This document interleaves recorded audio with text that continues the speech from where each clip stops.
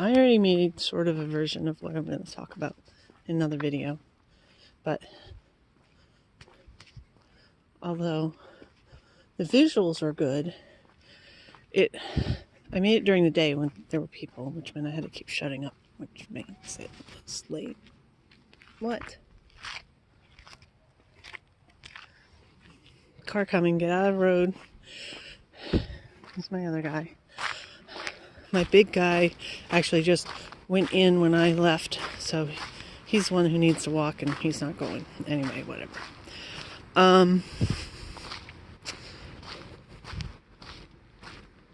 Car.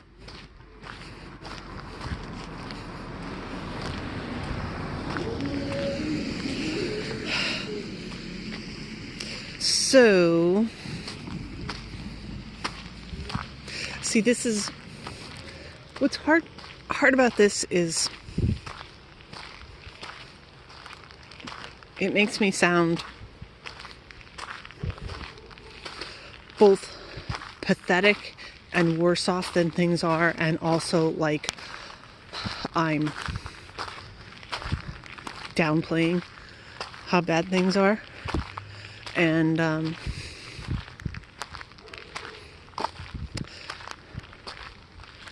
I don't like people really worrying. But, okay, here's the deal. I think I've already talked about this recently. Do I? I actually do hold that twisted, don't I? Sorry.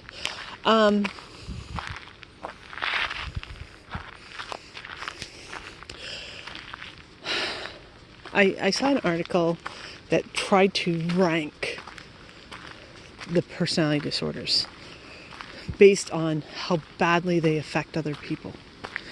And avoidant personality disorder came up as one of the best. Do you hear this? Not the dog.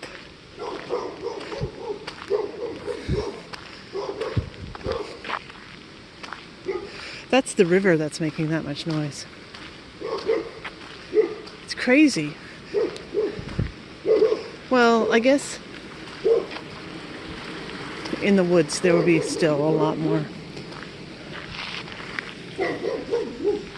snow melt. And we did actually have some rain. So, no. Anyway. So, the ranks, I mean, these are stupid. I think it's really stupid to do this. The rank was, avoidant personality disorder was the best for other people and was actually one of the worst to live with as a person who had it. And I'm like, oh.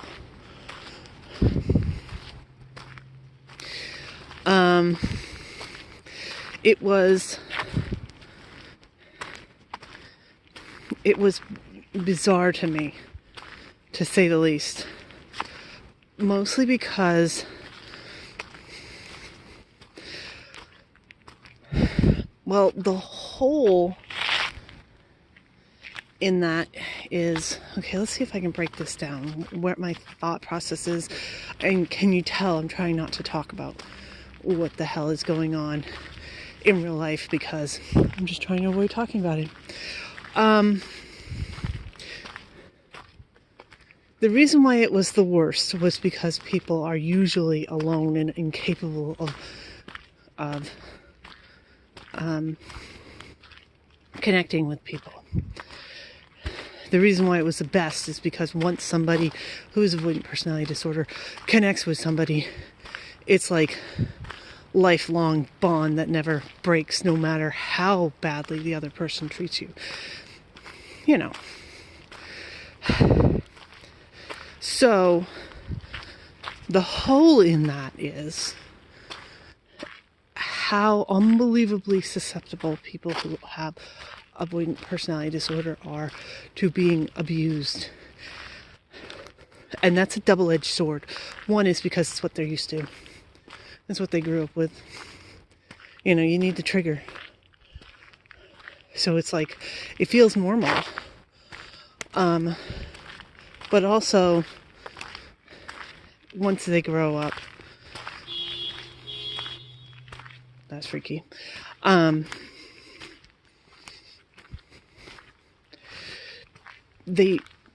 You can't leave somebody because you think there's nothing better. It's all you deserve. You're not worthy of any better. And so it might be great for other people that avoidant people are so devoted and that they, make these lifelong bonds. But it really sucks for the person that has avoidant personality disorder. And geez, all these dogs. I'm glad I've only got one, and he's a brave one. My big guy actually has been known to run from dogs. And it gets to be a problem because it's dark and he's dark and you can't see him. And he'll go like a quarter mile.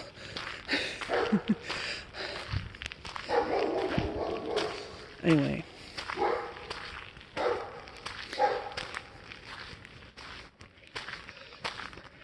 There's somebody there, so I gotta hold on.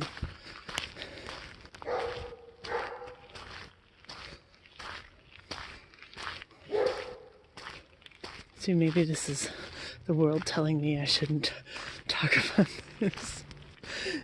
Because there's more people out than usual.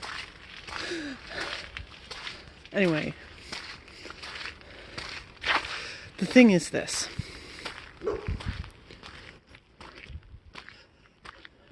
Oh, it was raining all day and so everybody's put their dogs out. Yeah, duh. And another person. Duh. I should have a brain one time. Anyway, the thing is this. Oh, there's a skunk nearby too. An actual skunk, not skunk weed. That'd be interesting to run into that.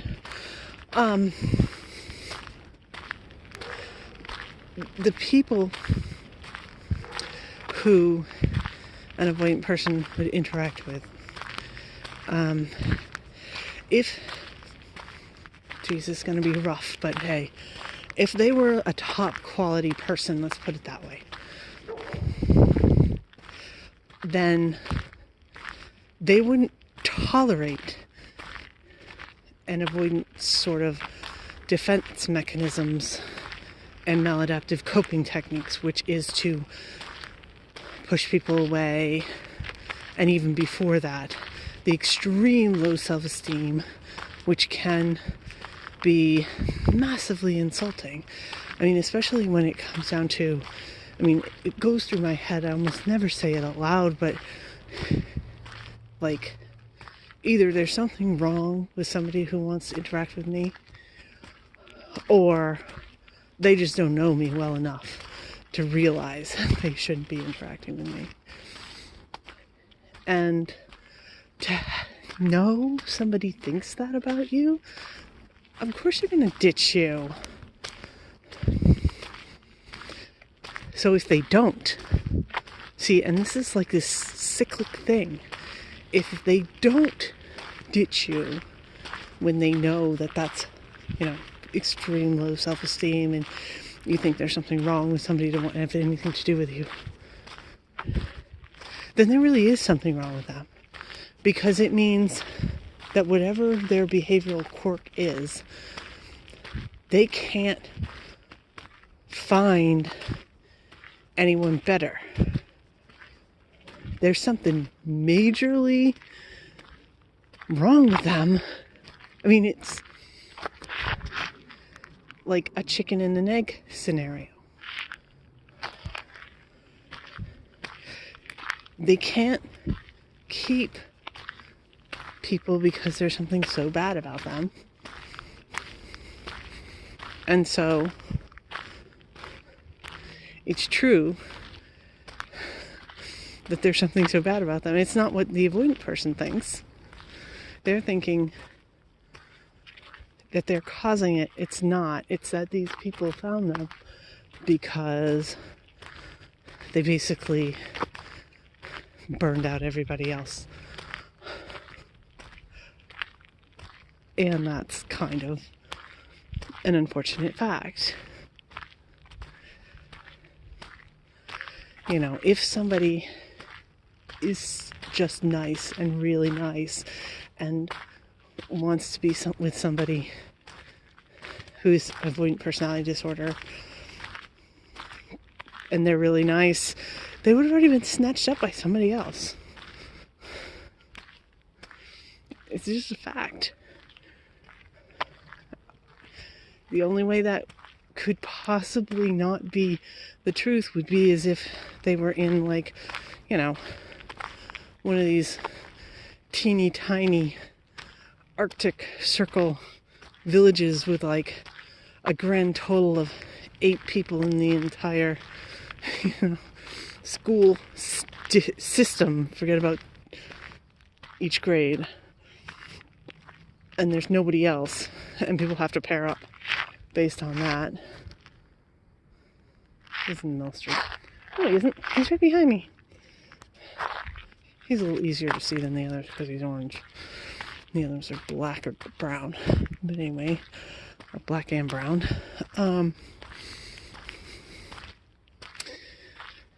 Yeah. So, seeing these lists of what's best and what's not best. I mean, yes, if you can somehow get an avoidant person on your side, then it really doesn't matter what kind of abuse you want to put on them. They're always going to be there, and they're always going to come back, and you never have to worry about them really leaving. Ever. So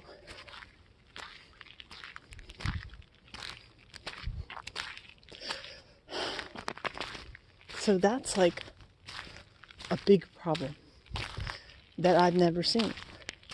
I've never seen any real studies or anything about, you know, how many avoidant people are in abusive relationships as adults. And I would say it's pretty close to 100%. Because either they're the people who are still stuck with their original abusive families, which happens so many times it's not even funny. I mean, it's what happened with me. My mother knew that she was rotten and she could put on a face for people, and you know, and she was an absolute doormat. She didn't say a word because she didn't know how to not be horrible, and she couldn't stand not having people in her life.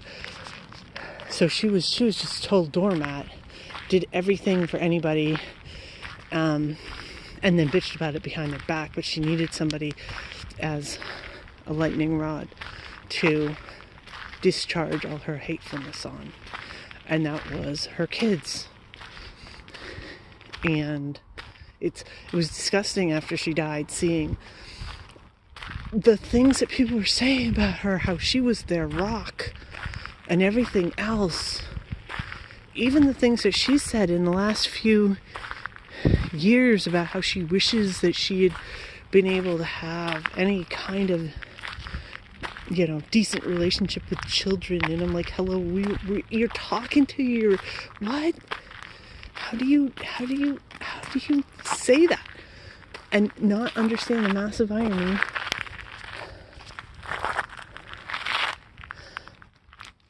of how exactly you treated your own kids? It's starting to rain again. I don't understand it. But the things that my mother did, to a degree, I hear it over and over again with people that still live with their parents and they have avoidant personality disorder for whatever reason, that it's like flypaper. They can't get away from them. With me, my sister moved to the other side of the country. I moved like 8-10 hours away, and my mother found herself homeless and turned up at my house, initially saying, "Oh, I'm so pathetic, you gotta let me stay a night," and then turned it immediately to, "I'm gonna take care of you." Now granted, I was pregnant at the time, so there, logically, yeah, I probably could have used some help. Didn't realize what was going on. I mean, oh my God, the things my mother did. Like, she's like, "Okay, you have a stressful pregnancy. You're supposed to be avoiding stress. Here's a dog. I'll take over all your bills for you. No problem, I'll do it for you," right? You know what she did? She took all my bills and stuck them in a drawer and didn't pay them. Could have had access to my bank account. I let her have it. She could have done it, but she just didn't. And, put me in an awful mess. I was being sued left, right, and center because I didn't pay anything. She almost made me go homeless. And she's saying, "I'm taking care of you so much," because I didn't have to worry about the money. But then she didn't worry about it either. She didn't pay anything. She had access to my money, and she didn't pay any of the bills, but she told me she was going to. I mean, it's just, okay, we got a person and a dog. Anyway, we'll get away from the dog.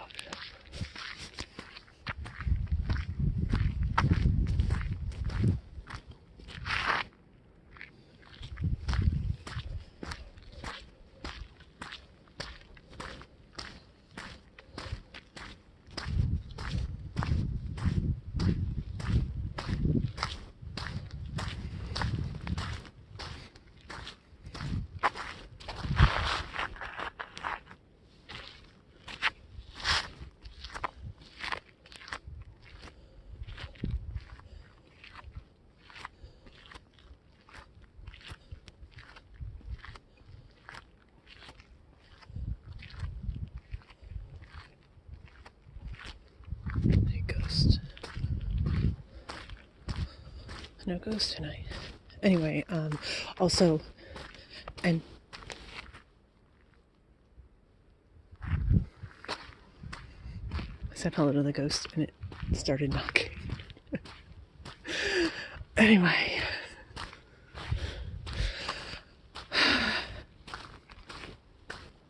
yeah, that was the other thing. And after I had the baby, she stayed with me for a good 6 months. When she randomly decided she was going to leave, she just up and left.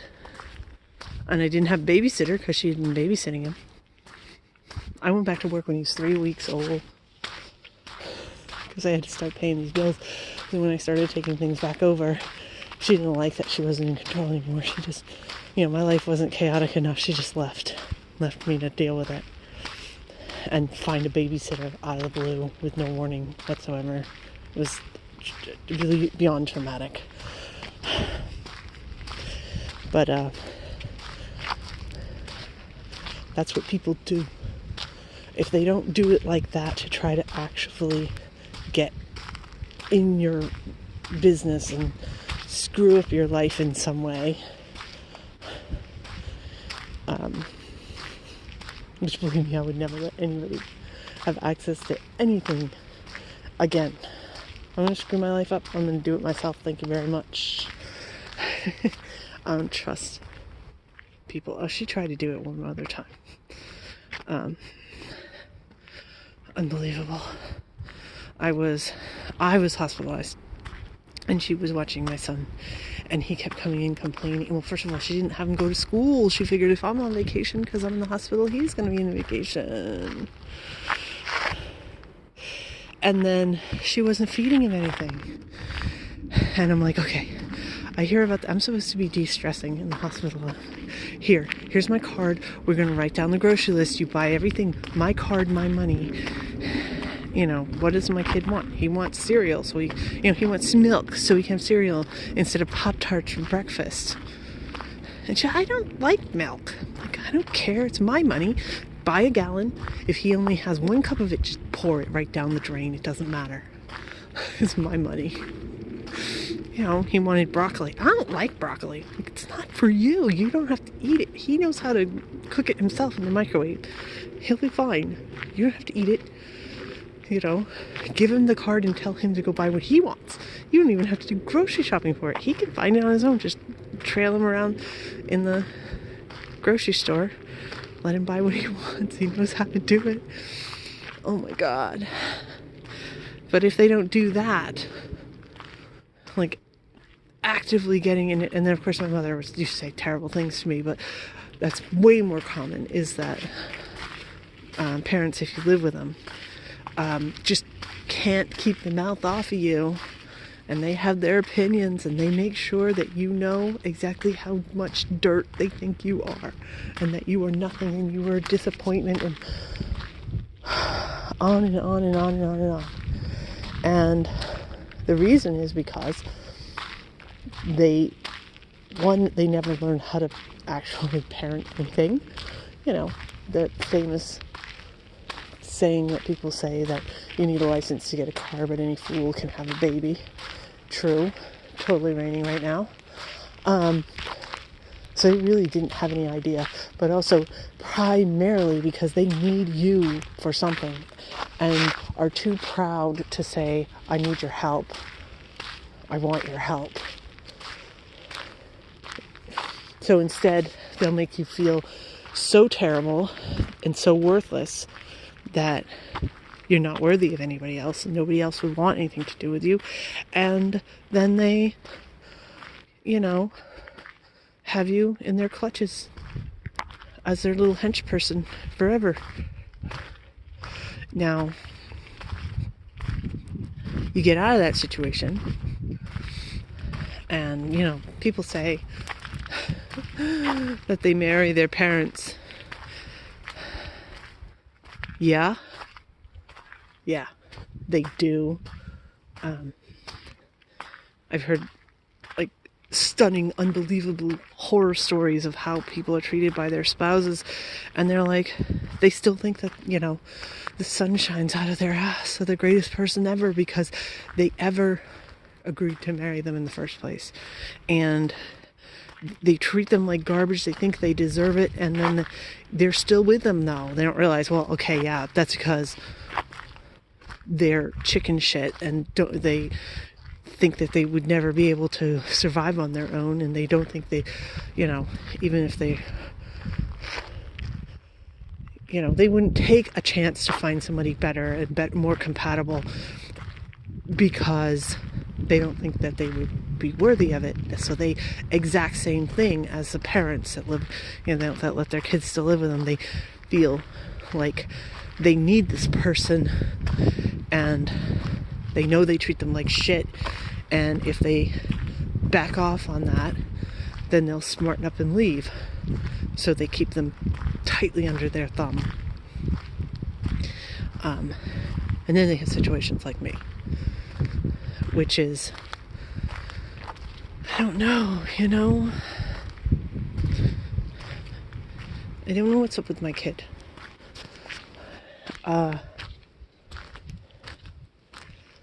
He is autistic. I'm making an excuse. It's true. The thing is that he knows what is right and wrong. It is true when he gets stressed, he starts being nonverbal. And that means physical, and that means violent.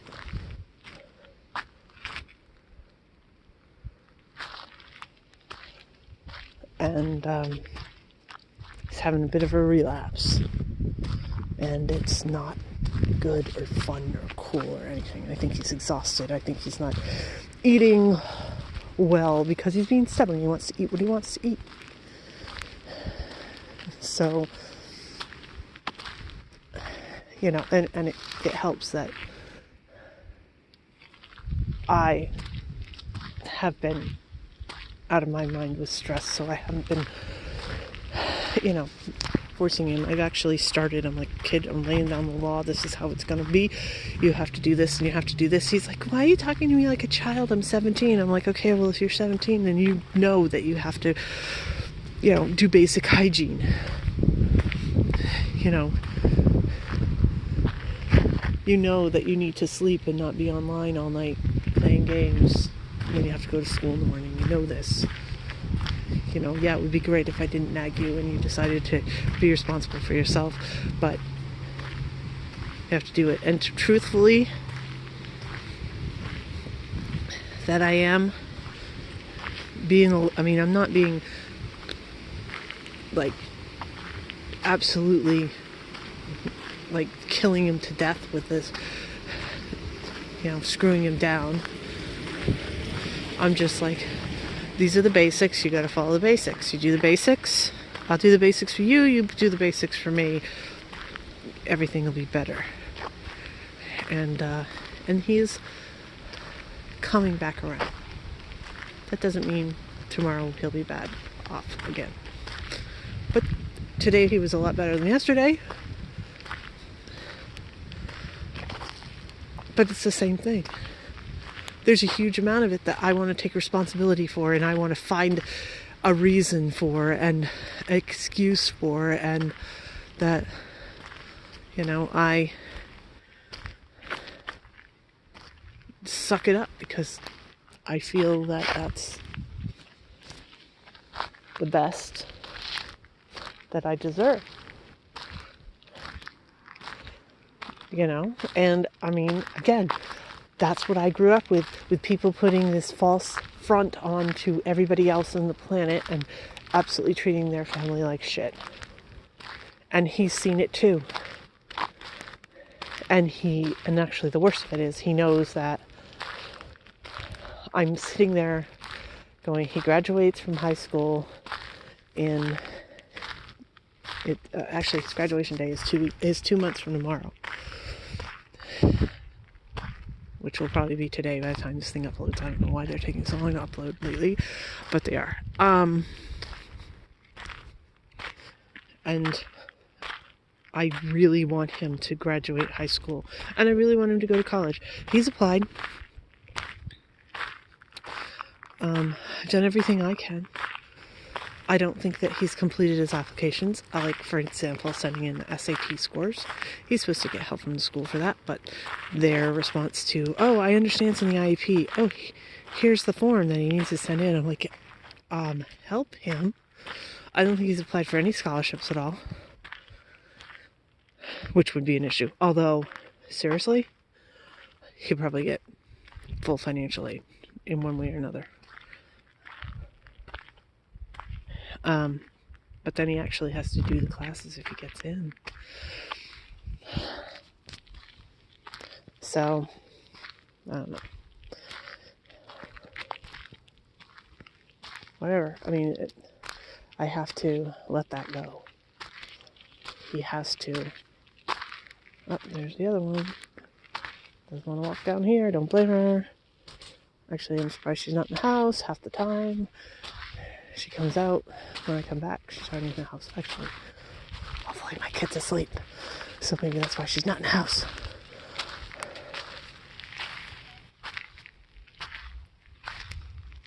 But anyway, I think that's something that should be looked into. I don't know how they could possibly do it, because it's embarrassing to talk about, and nobody's going to want to talk about it. And, oh crap, I forgot this road is all torn up. So I gotta shut up before I start falling in potholes.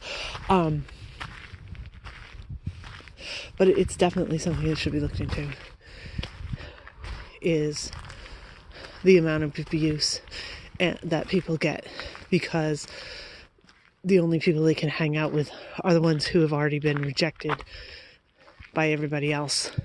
And, and then They think that they'll never get anybody better because their self-esteem is so low, and then it's proven because the people who claim to care about them treat them like garbage. So I don't know how to break that cycle. I have no idea. I'm living it. I mean, the fact that I can see it clear as a bell, and anybody else I talk to that has avoidant personality disorder does not mean that I can really, I can say the words that I'm living this cycle, but I don't feel it. It's hard to explain that. Like, I still think that I don't deserve people, and I never will. So, obviously, shut up and take what I can get. Oh, here comes a car, so I'm going to turn this off.